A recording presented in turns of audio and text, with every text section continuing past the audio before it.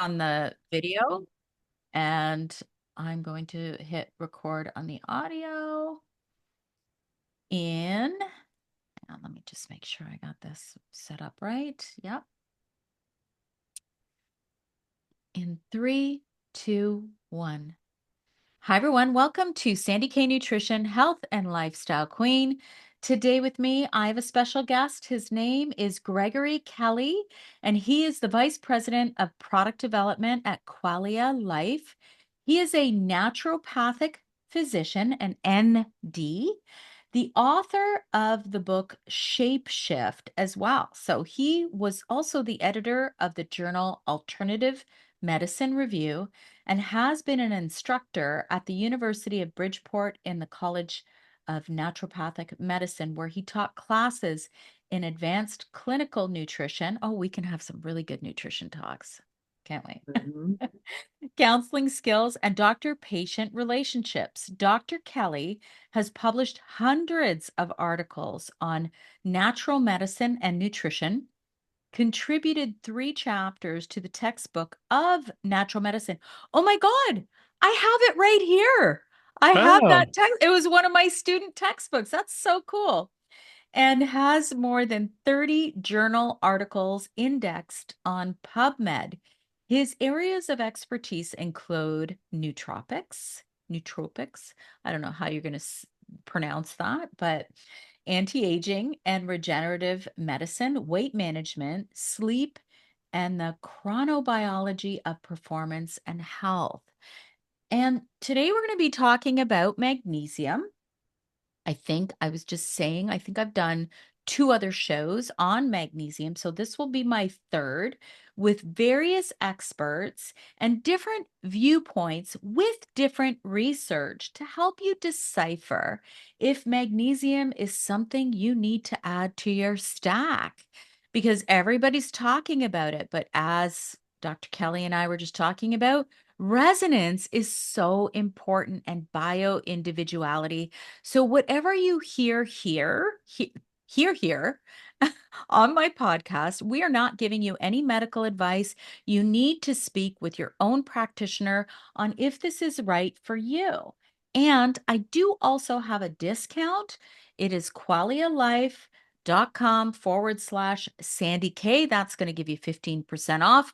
I will have the link in the podcast description. And let's go. Let's talk about magnesium. all right. Super happy to go into the weeds on magnesium. So, um, for listeners, as you know, Sandy said, I'm a naturopathic doctor and graduated in '96 with my naturopathic degree. So, been around the nutrition world for quite a few years, seen patients, worked in corporate wellness, and currently work for Qualia Life. And really looking forward to this discussion with Sandy to help you, listeners, understand more about magnesium and whether it's a good fit for, as Sandy said, adding to your stack. Yeah. So I always like to ask my guests, like, why nutrition? Why naturopathic medicine? What really inspired you to get into this field? Yeah, so my first career was an officer in the Navy from 84 to 89, US Navy. And pretty quickly, like I got to my first duty station. It was in the San Diego area, the big Navy presence. Still here, but back then it was huge. And for the first time in my life, I had to fend for myself with food. Before that, I was really fortunate. My mom was a home mom that made all of our food, really great cook. And then in college, they just put food in front of me and I would eat it. And all of a sudden I was on my own and realized I don't know anything about what I shouldn't eat. And a friend that was like a gym rat kind of personality, looked like he was in great shape. I'm like, all right, dude, like what what can you tell me? And at the time, this would have been 84, a popular nutrition book was called Eat to Win by Elson Haas. And we'd think of it today as like a high complex carbohydrate, low fat approach to eating. And that became my Bible. So even in the Navy, I was the weird officer that would bring food onto the ship and have things specially made and would, pick all of the fried thing off of fried shrimp and just eat the shrimp. So my interest in it just goes way back, realizing that I didn't know much. And as I learned more, then I was horrified at some of the things that had been fed me. So. Yeah, and you're talking about things from way back. Imagine how bad it is now. Oh Like, yeah. Yeah. right? I mean, if I look back at the 80s, and I say this, actually, I say this to my kids all the time. I'm like, listen, kids, McDonald's was not as bad in 1980 as it is now. Like, think about it. So, listen, I'm certainly not saying it was great food, but a lot of times when you're young, you don't really think about these things and you think you can do anything and eat anything and you'll never get sick, never have problems. So it's funny that you mentioned that you were really interested at that age, because at that age, man, like I was smoking cigarettes, I was having a good old time. Yeah, I mean, I used that and exercise to compensate for all my other bad habits back then. So they were far from perfect. There you go. There you go. Okay, let's get into magnesium. And something that Greg and I were discussing is that it's really important, if you can, listen to this entire discussion, because we have become conditioned to get snippets of information off of social media and then go, oh, well, then must be like this. And you're listening to a 30-second snippet on something related to health. So I think if you stick around and listen to the entire hour, then you can go back and do a little bit of research yourself on magnesium. I'm going to give you a couple of snippets though, because we see this one statement all the time. And I'm going to quote it, and I don't know who I'm quoting it from, because you see it everywhere. Is that magnesium is responsible for over 600 enzymatic reactions within the body. So maybe start by explaining what that means, because we see that statement all the time. What does this mean? Yeah. So and before even getting to that, it would be over 600 enzyme reactions and then works in more than another 200 as an activator. So we'll touch on both of those things. Okay, good. So enzymes are proteins fundamentally, right? Like, so our DNA mostly is churning out proteins inside of our cells. And then when you say enzyme, to have a reaction in the body, like a chemical reaction. So let's say building an NAD molecule, because NAD has been super popular over the last handful of years, then you need to take, let's say, the precursor molecule, like a nicotinamide riboside, and do work to it to turn it into NAD plus. And that work inside cells is done by enzymes. So think of enzymes as the things that allow flow through all the different pathways, whether that's breaking down sugar or fats, all that work is done by enzymes. Okay. And so when you say magnesium's involved in 600, it would be called a cofactor, meaning that enzyme's not going to work or work well without enough magnesium. And so, because of that, magnesium just is hugely important in all kinds of diverse jobs in our body. And one of those is actually metabolizing sugar.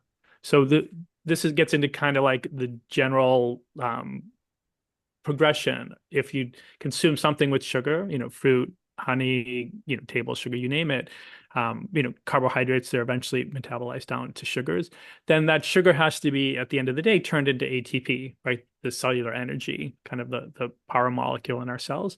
And the first step in that biochemically is called glycolysis. But there's 11 enzymes. It's kind of a cascade that sugar molecules have to go to be turned into that. And that those first 11 steps, five of them need magnesium. So, the take home is, without enough magnesium, your ability to metabolize sugar, whether from food or some other source, is going to be compromised. And then, the next big link in making energy is almost like a merry-go-round. It's something in biochemistry, again, called like citric acid cycle or TCA cycle or Krebs cycle. But it's just a circular roundabout that it just goes around and around. And magnesium's used in four of those stops. So whenever we think of like extracting energy from food, we just can't do that well without magnesium. And that's because of some of those enzymes. So that alone, processed magnesium is used in about 11 enzymes, right? So of the 600. Then DNA, right? Super important to age well, is we need our DNA to both stay stable, right? So it doesn't degrade. And then we need it to do a good job when it makes copies of things, right? And again, DNA is about making proteins. And magnesium is involved in a bunch of enzyme reactions that help repair DNA and help DNA do its main job, replicating Can I ask you a protein. question? Because I Yeah. know people who are listening. So, relating to DNA, we hear, I know it's way more complex than that, and I don't want to get that complex. I hated chemistry, by the way. Um, but, we hear often about epigenetics and flipping on switches that we don't necessarily want to flip on around midlife, and they could cause health issues. So magnesium would be responsible in some of those processes. Yeah, it's that has to do so at any given point we may or may not express some of the genes, and meaning that the proteins they would allow us to make, we may make less of, more of. That's the epigenetic component, and that's so influenced by our diet and lifestyle. But magnesium's involved in processes that determine how much of the our DNA we express at any Mm. given point in time. So super important. I mean, is there anything else that you wanted to sorry, because I kind of Yes. cut you off there with that So question. that's the like the coenzyme, like the 600 enzymes, but then you also will hear of magnesium as an activator, and that has to do with ATP. So ATP, why that's so important as an energy molecule is ATP is needed to fuel hundreds of enzymes on its own.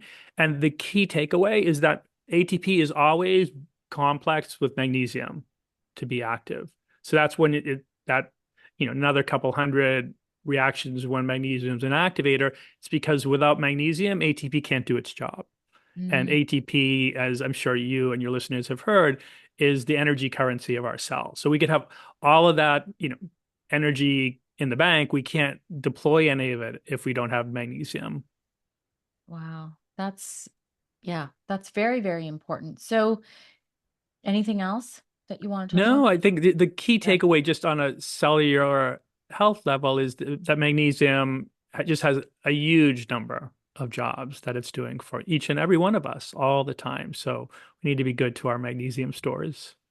So here's the thing that you also hear about now is that what was the stat I read? Was it 30% of Americans are low in magnesium? You'll probably know that better than I would. What is the stat on that? It would be more like 50. Okay. It hovers around, it depends on the age group, some and gender and things like that, but it's net across the entire population, somewhere close to half the people don't get that what in the US would be called the RDA amount, the recommended dietary So, allowance of magnesium. okay. And you and I both know that RDA is just recommended daily amount, right? Correct. Yeah. It doesn't necessarily mean it's the optimal amount for us. And there's so many factors. Like I know even some of like, 'cause I don't have a thyroid gland. So I know that a couple of my medications that I take deplete magnesium from my body. So there's so many this is where the whole bio individuality comes into play, right? Yeah, and I know, so take your classic biohacker type of personality, right? Like drives themselves pretty hard. Some of that stress is hormetic, meaning it's good stress, but it's still stress. Maybe a fair amount of exercise, maybe saunas, like all of those things are adding to our need for magnesium because we'd sweat some out with saunas. We would use more through sweat and other things with exercise. Stress has kind of a vicious psycho relationship with magnesium. When we're stressed, we tend to push magnesium out from our cells. It's part of their response to stress, but then that allows it to be like wasted away from the body. And so, if stress is enduring, then we tend to like be slowly depleting magnesium. So there's lots of reasons to think that, as you mentioned, the RDA amounts are, a good starting point, but not where we want to be at if we want to really optimize how we're showing up in life. Yeah. And the other thing is that RDA, it's almost like it's inferring that we're all robots. Like we're, Yeah. and we're not. We are all so individual. Now, there's another factor. They're saying that our soils are depleted of a lot of these essential minerals and nutrients. Yeah, so that's true, right? With, fertilizer and other things that our soils just in general would not be as mineral rich. There'll be some examples where that wouldn't be true, right? Like organic farming maybe or well-maintained land. But in general, mineral depletion is super common in our soils. But then the other thing is for plants to take up the minerals, they have their own microbiome on the roots. And the health of that microbiome what allows the plant to take in the nutrients from the soil. And, modern agriculture doesn't create the best microbiome type of thing for plants, just like it wouldn't for us. So that would be one piece of it. And the other piece is that evolutionarily, we would have got a lot of magnesium from our water. And most of us, even well-intentioned people, drink relatively magnesium poor water now. So Mm.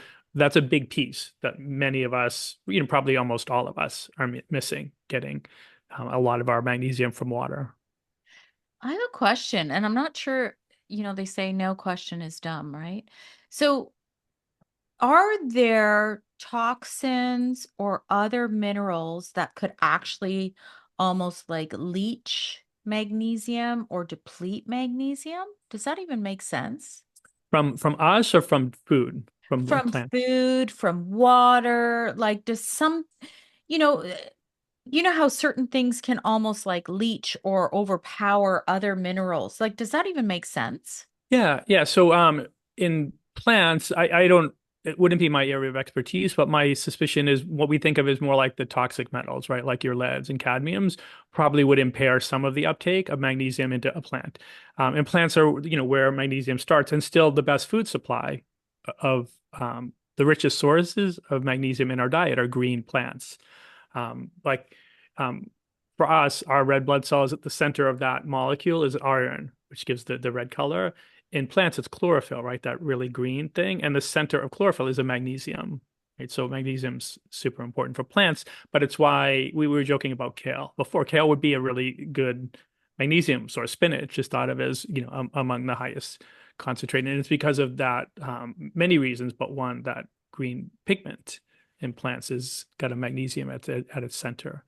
And then when it comes to water, the issue is more that at one point we would have drank mineral rich, what scientists would call hard water, right? Water that had a lot of minerals in it, from, running over rocks or, from glacial runoff or mountain stream runoff. And now we do things to soften the water and we also do things to purify the water. And reverse osmosis, I'm sure you're Mm, familiar with, probably yeah. many listeners, right? Like that would be a super common water purification method that gets out a lot of the bad things in water, but it also strips away maybe I've seen anywhere between about 94 and 99% of all minerals, right? So Yeah. we end up with a really pure soft water that is now demineralized. I actually I've done posts on this, Greg, because I'm like, yes, there are companies out there that will do that. What you're saying, they're going to strip the water, they're going to make it really, really clean, and then some companies will put the minerals back in. But a lot of times, I don't know if your area is like this, but they'll try and sell you on a whole home reverse osmosis system, which, back when I was seeing clients, I never recommended it. I'm like, it's better to get any kind of purifier or get a whole home, maybe chlorine purifier, and then get, something else to take out all the other garbage than to strip your water. It's like I don't know. Anyway, I just feel like people don't even think about it because it's recommended by, whoever their water supplier is. Oh, get reverse osmosis. It's easy. It's for your whole home. But you might be doing some damage there. Yeah, I think, often we naively think of things as good or bad, right? And most things there's trade-offs. It's just the nature of life, right? So I'm definitely personally I grew up in a near Cape Cod, Massachusetts. We had a local town reservoir that had, harder water than what I would have here in San Diego. And, I grew up drinking tap water. I still would have no problem drinking tap water when I'm traveling somewhere for a few days. And then, on my home, I don't have a whole home water purification thing. I think, I did a lot of reverse osmosis water through naturopathic school and a lot of my life. And at this point, I'm willing to get a little less pure water that has minerals in it. And I'm so with you. that's just a choice that I've decided to make. And in part, I make that because there's not been a lot of studies on, what happens long term with drinking really, purified water. But in animals, because that's where you start, mice and rat studies, long term, purified water impacts bones a lot, but also metabolic health, right? And so I think, I guess one of my stories of how I think of health, there's almost two camps. There's a camp that thinks they can and wants to try to control everything when it Oh, comes to their health and their body.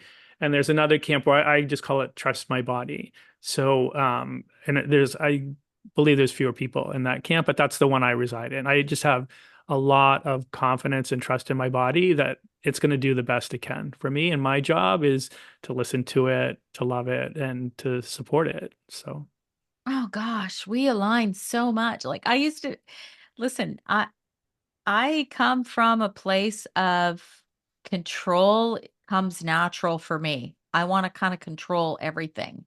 And I've had to step back and learn that maybe that and this isn't a conversation about diets, but maybe for me that keto diet was causing me more harm than good because it was just so much need to control every morsel that was going into my mouth. And so I really resonate with that statement that you made because I also believe that as we age, we need to really think about taking things out that might be good for us. So, things like reverse osmosis, we're taking out all the minerals and then trying desperately to put them back in. Oh, let me drink this electrolyte packet and right? So, why not drink the water with the minerals, but try and take out as much of the garbage as you can? Because, right. Or and then pure, like I'll buy I'm not a German speaker, so I'm probably mispronouncing it, but Gerolsteiner is a really great mineral water. Buying some of the really good mineral waters that would be high in magnesium, and then at least having those as part of our like our beverage plan across the yeah. week. Yeah, I mean, there's a lot of different ways that you can do this, but really, you have to decipher what makes sense for you. But I think a big question is, ho- what are the symptoms of a Yeah. deficiency in magnesium? Because I've heard, and I'm sure a lot of people have heard, a lot of different things, and sometimes it's a quick fix. I've seen that with clients, Greg. I remember a client saying every night they went to bed with foot cramps Hmm. and their feet would cramp. It would affect their sleep. It was a menopausal woman. And I'm like, you need to try and just add in a little bit of magnesium. It was almost remarkable how fast that worked. And I'm not saying everybody's solution is simple, but I was amazed at how quickly it helped. Yeah, it's I know we do a study before Qualia would launch any product. So we did that on our magnesium product, a 2 week study, and we saw 25 to 30% improvement in a whole bunch of different symptoms over those 2 weeks, right? So yeah, things can happen quickly when tanks are low on something and you start to replete them.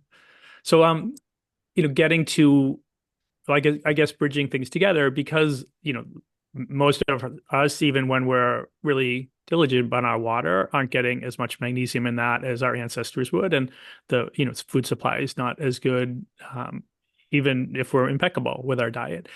There's a huge amount of people that have issues with not having enough magnesium, and you see that then show up in symptoms. And so the magnesium clusters into, think of it as three different groupings. One would be physical symptoms. And so, you really commonly see muscle twitching or spasms, those types of things, cramping, something you just mentioned. So that those would be super common. Another would be what I think of as more your cognitive bucket. And so, these would be like muddled thinking, quick to anger, irritable, a little bit anxious, like all your moods, responding poorly to stress, that um, bucket. And then the last would be kind of a sleep and energy bucket. So, problems falling asleep, staying asleep, fatigue during the day, general low energy. So those would all, be super common.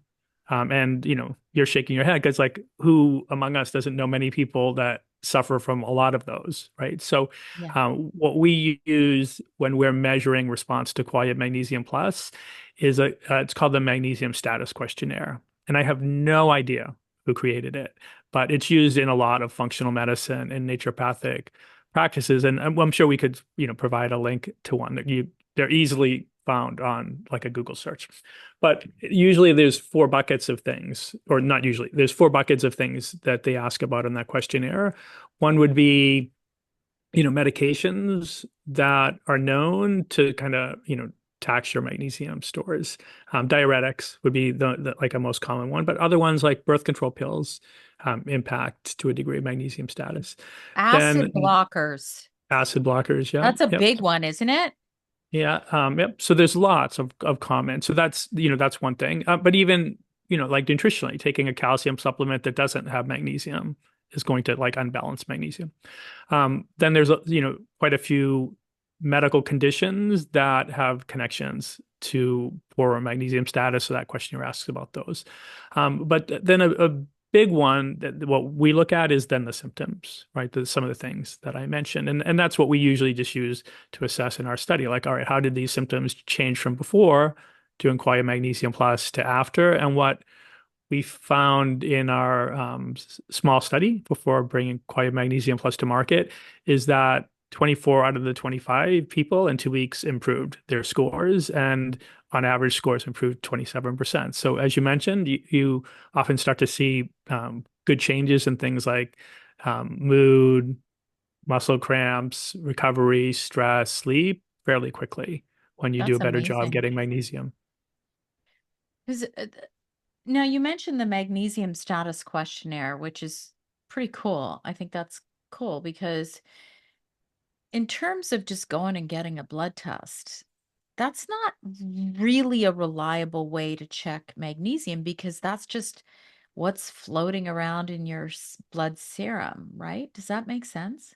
Yeah, so about 99% of our magnesium is stored. Bones is the biggest storage place with about 65%. And then most of the rest is in soft tissue, muscles, our brain, our organs, like, heart as an example. And 1% or so is in circulation. So outside of red blood cells or inside red blood cells. And so what's outside red blood cells is a horrible, has really almost no correspondence at all with what's in tissues. So, Right. and that would be like a plasma magnesium status, which is commonly measured, but it's um like what will happen, like the body tries to keep that within a really narrow range. So if it starts to go low, we would pull from our tissues to keep that within range. So because of that, it has no correspondence with tissue levels. And so a long time ago, I would have learned about, oh, well, we should do red blood cell magnesium because that's at least showing what's inside red blood cells. But red blood cells in the studies that have measured tissue levels don't correspond very well either to that. No. So because of that, they give an illusion of what's going on when you really don't. Where I think the symptoms are way more valuable. I would default to the magnesium status questionnaire over a blood test 100 times out of 100 for deciding That's whether someone should have more magnesium. and then I think I read that. Do you know, you probably know who Dr. James DiNicolantino is. He did a book called The Mineral Fix. So I learned a Yep. lot from him. But urine is useless for that then, too, Yeah, right? so what happens so say we take a magnesium, supplement. Yeah. So we're going to absorb some of it. and some we won't, right? We never absorb 100% of the magnesium from our diet or from a supplement. So what we don't absorb will go down to the gut microbiome, and they need and love magnesium too. So that's all good, right? They need to get theirs and rely on us to get it for them. But, say 40% of the magnesium was absorbed, and you would be able to see that by um, like a change in circulation and then urine. So if you're really doing a good bioavailability study, you would measure um, urine. And what is then like, so if you took more magnesium and more went out in the urine, or say you took two magnesiums and same amount of magnesium in both, and one you put more magnesium out in the urine, you would say that was more bioavailable because more got in, but then got out. So bioavailability has nothing to do with retaining magnesium or getting into our tissues, Oh, right? And okay. so urine, if it goes up in the urine from the same amount, it was more bioavailable in the sense that it must have got into the body, but it doesn't mean the body held on to it. In fact, the way they're measuring it, the body didn't hold on to it. It's And that's so what matters is that retention. So at Qualia, we talk a lot about retention. The way I would describe bioavailability is necessary but not sufficient, right? So okay. like we want it to be absorbed, but that we want our body to hold on to it and get it into tissues. So that's retention. And almost no one talks about that, but that's what really matters if we want to correct symptoms. Absolutely. That's the key, right? You want Yeah. your body to use it. You want if you're eating a nice grass-fed steak, you want to make sure you're getting all of the bioavailability from that steak. So, Yeah. and it's going into repair and muscle building and all the good things. So, yeah, that's really important. And nobody talks about it. Yeah, and what happens, like aging, we focus on longevity and aging a lot at Qualia. And what classically happens with, an aging population is their magnesium tissue levels are really poor. And it's because of a combination of things. One, they don't do quite as good a job at absorbing. Often their diets, for a variety of reasons, aren't quite as good as when they were younger. And then they do a horrible job at retaining it. They basically waste more. Their kidneys flush more out with urine. And so because of that, their poor tissues are starving for magnesium often. Oh, and then you add into medications and all of that other Yeah. stuff that we were talking about that could be Yeah. depleting it. So it's just it's fascinating, but I guess the answer is your symptoms matter. And Yeah. Yeah. These other things are proxies, right? For, at best for magnesium and, relatively poor proxies.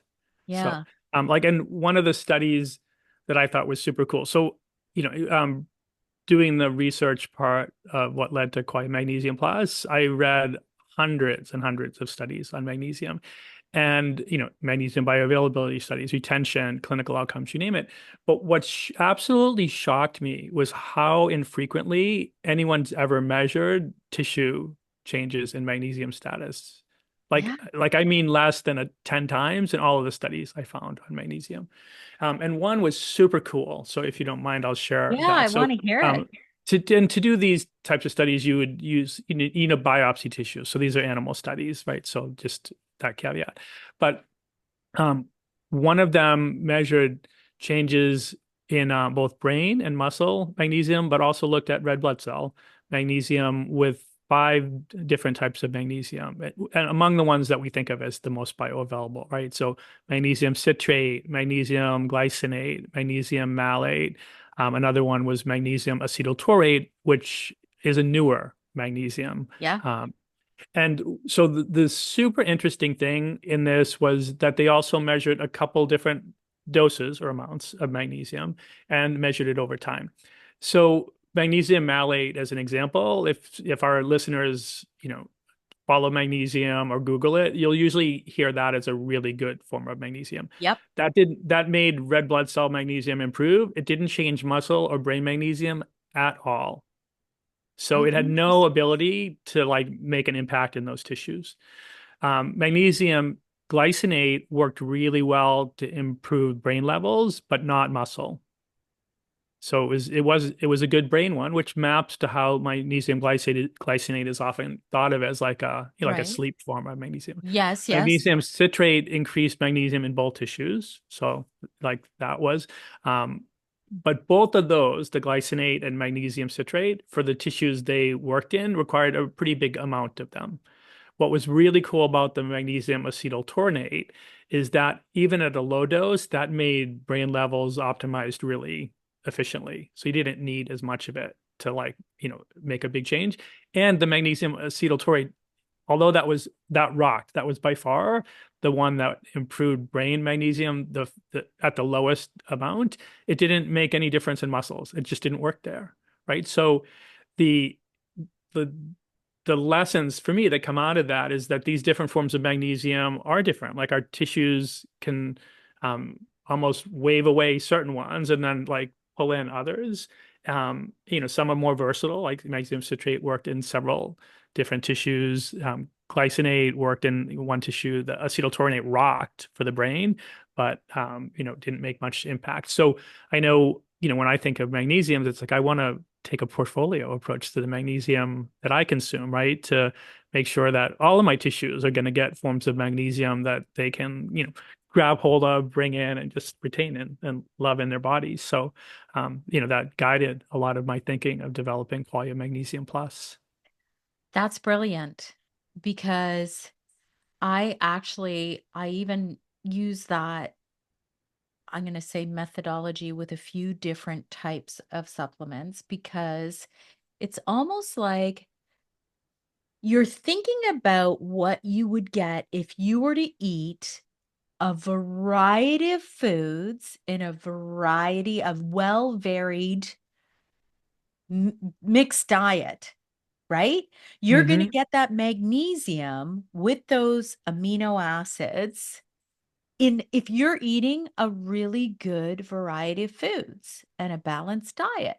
So the fact is we already broke down the things that deplete magnesium, why a lot of our food doesn't have all the magnesium that it used to. So then that's when we want to supplement and say, okay, I'm going to give my body a little mix of what I should be getting in a really good, varied diet, whole foods diet. Does that make sense to you?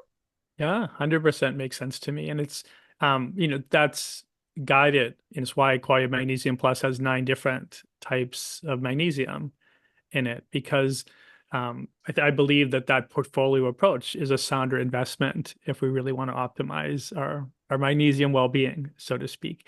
And the other thing to be aware of is the thing that magnesium is complexed with, whether it's like citrate or glycinate or taurine. Like these things also have important roles. Taurine, as an example, taurine, I often hear like, oh, magnesium taurate, that form, is it like a heart magnesium? Which is, Yeah. there's some truthfulness to that because our heart relies on taurine. But the thing you don't hear is vision. Like taurine's super important for vision, super important. We concentrate taurine in our eye. Taurine's also really important for hearing. So those, our senses rely on taurine, right? So that having some of your magnesium in that form is important. We have something called magnesium creatine chelate. And creatine, you would know of, many listeners, right? Creatine is this, super important compound. Bodybuilders were onto it, 25 years ago, but now, we know of its importance for brain health as well. And the studies on that form have largely looked at muscle hydration, muscle response to exercise, and magnesium chelated to creatine works better than magnesium plus creatine separate, right? So that bonding of them together allows more of it to be pulled into and used in muscles. So, some of these different forms I think have just been largely neglected, and I wanted to make sure in our product that we brought to light some of these cool forms of magnesium. And one I love that used to be really embraced when I was first in naturopathic school is called magnesium aspartate. Now I almost never see it and everyone now uses like the glycinate or citrate, which are great forms, and we use them as well. But aspartate back. So when I was in the Navy, I worked in engineering spaces. So think of a lot of loud machinery always in the background. And so because of that, we used to always have what was called double hearing protection. We put those soft, squishy ones in our Yeah, ears yeah. and then the hard outer ones over it. So double hearing protection. And then the Navy would routinely measure our hearing to make sure. Because what would happen with that type of machinery noise is you lose your ability to hear some of the higher pitch sounds over time. And so because of that, when I got out of the Navy, I had, my exit physical had a hearing test. But in and around that time period and later, there was a handful of studies all on noise-induced hearing loss and what magnesium could do to help safeguard our hearing from noise stress. And the form they always used in those studies was magnesium aspartate. So I think of that as that's our hearing protection form of magnesium. Now, that doesn't mean other forms of magnesium might not do it as well, but we know that form of magnesium does a really good job. And, back then, me around machines, people in rock bands or going to loud concerts, right? They would put their hearing under a lot of noise tests, but because of earbuds and, video game headphones and lots of other things, many of us unintentionally are stressing our ears with the equivalent of noise pollution, right? So magnesium is not talked about nearly enough for how important it is to safeguard our hearing. Well, that's brilliant. I mean, I have been using the Qualia magnesium. We had a strike though, so it Uh, was a bit of a there was a in Canada Post, there was a strike, so it was a bit of a delay.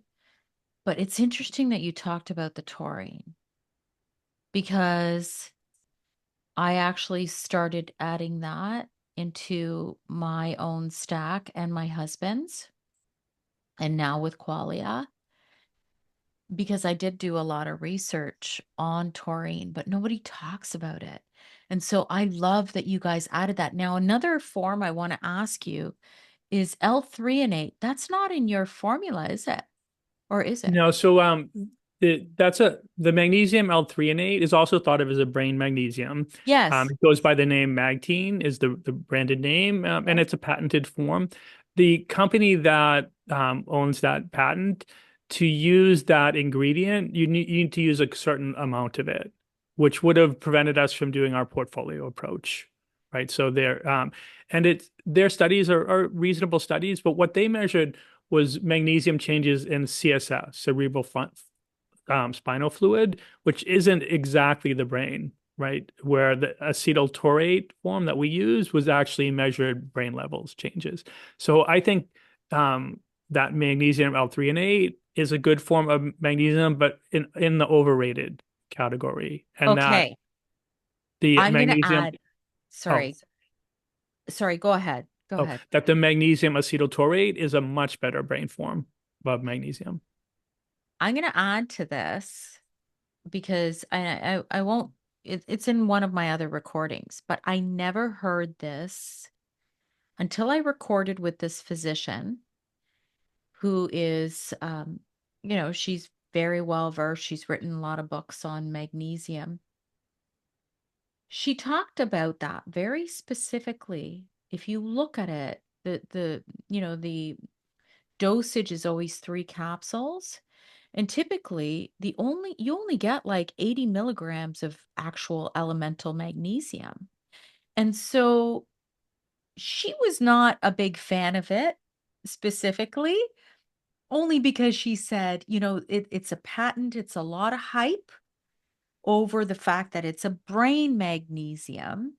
And she said that there's other ways that you can actually optimize the magnesium in your brain. So that's all I'm going to say about that because because if you look at the price point of that, just alone, that one type and only getting 80 um, milligrams per 3 capsules. It's around 80 or 80 to 100. So I just had to add to that because everybody's talking about magnesium L-threonate and it is very expensive for that one form and you don't get a lot.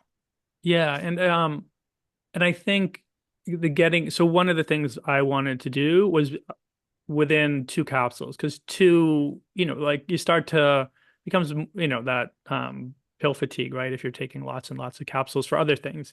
So I wanted to be able to get 350 milligrams of magnesium in two capsules because that 350 to me is a sweet spot. It's um, what at least our government in the US would think of as the upper limit of what they recommend from supplements.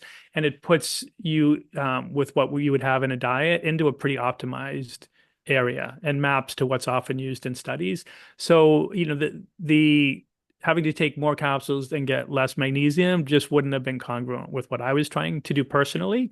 And I know our magnesium works. So, That's good. That's good. And like I said, I've been looking at magnesium for many, many years. So I have to we talked about symptoms of not enough. mhm. What would be symptoms of too much, or is that even something that happens?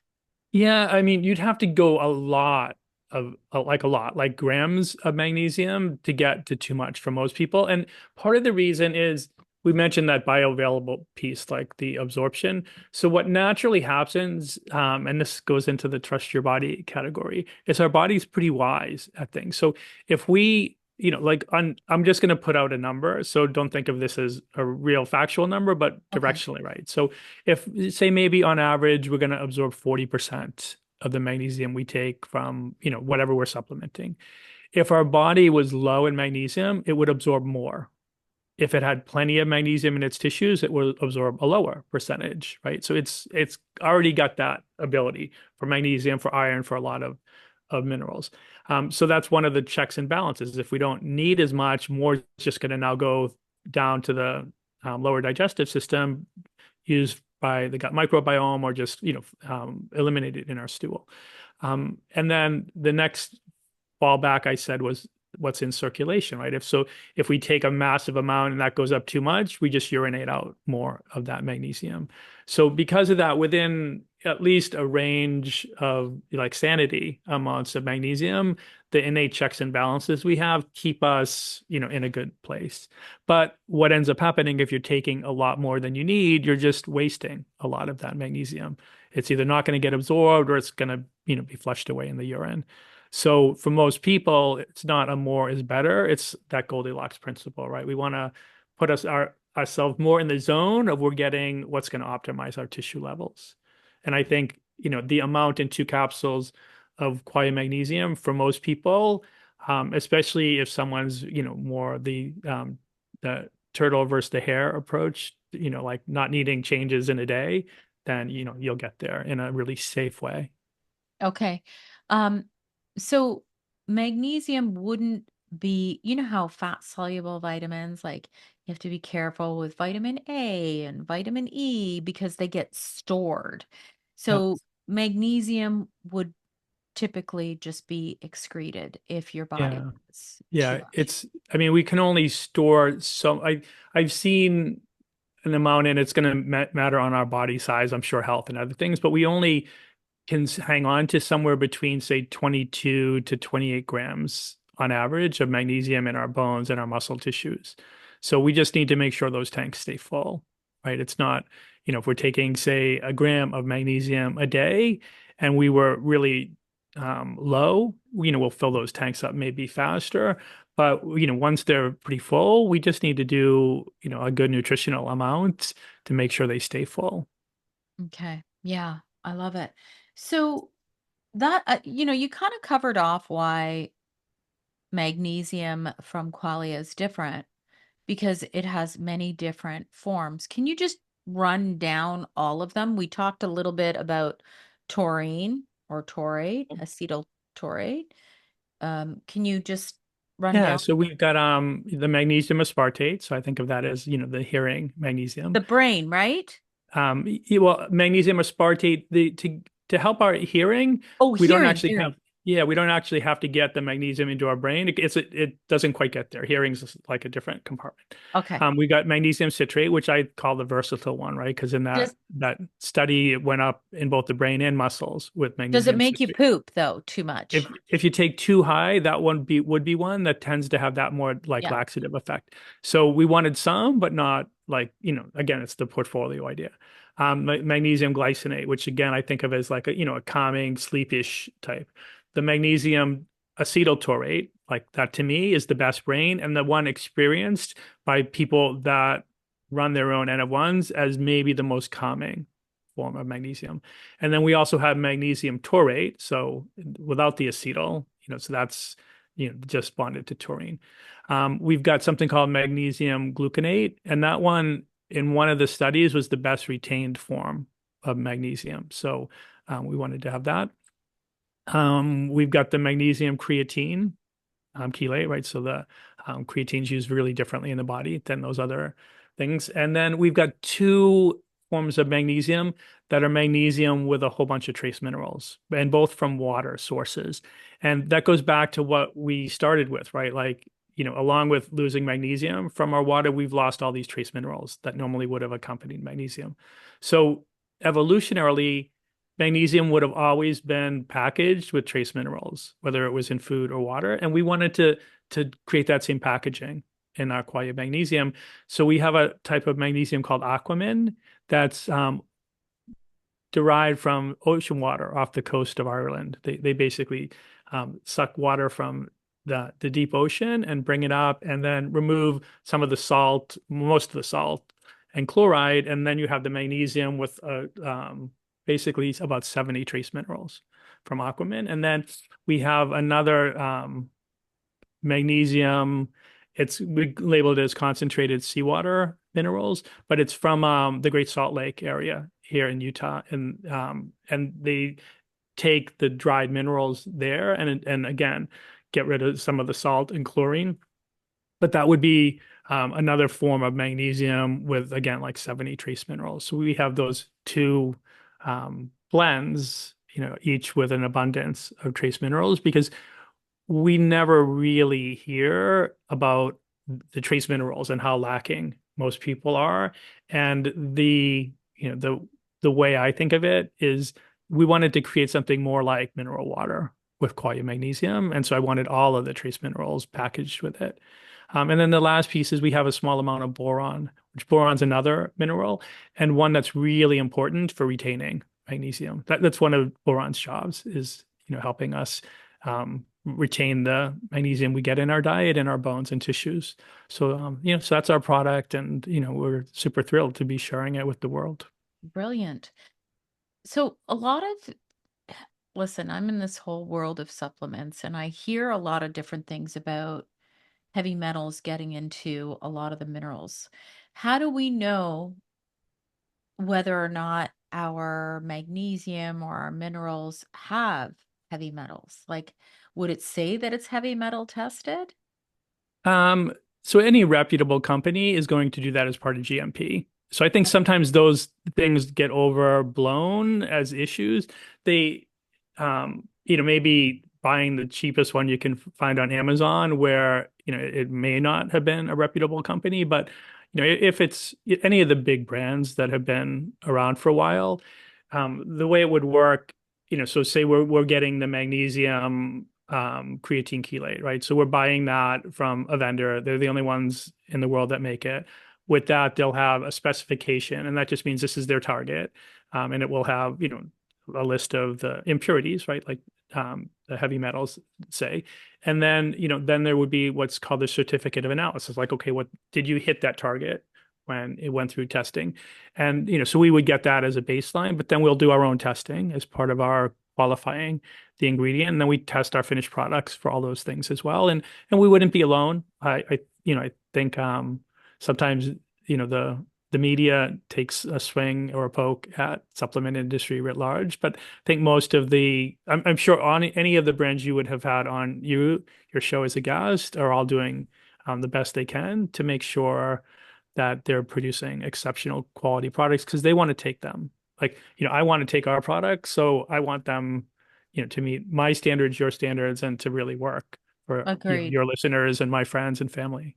Agreed. And, even working with clients, there were brands that were very specific brands that we would recommend versus, buying it off Amazon or off the Walmart shelves. I mean, they're I don't mean to say everybody loves Walmart, everybody loves Costco, but there's just some things that you just want to really be sure that it's clean, right for you before you just buy it off the shelf because it's cheap. That's all I'm saying. Yeah, and most things, to get to cheap, corners are often cut, and Yes. certain things are sacrificed. So, if you can make an investment in something that's a better quality in almost any area, right? Like think about stocks and investing as one of my hobbies, right? And when I was first into it, it'd be like, oh, what stocks like that I can buy for like $1 a share, and where now it's like, oh, what's the highest quality company I can invest in? So I think of it the same with supplements and with health. I agree. Food, you don't want to skimp on. Supplements, you want to make sure that you're buying quality.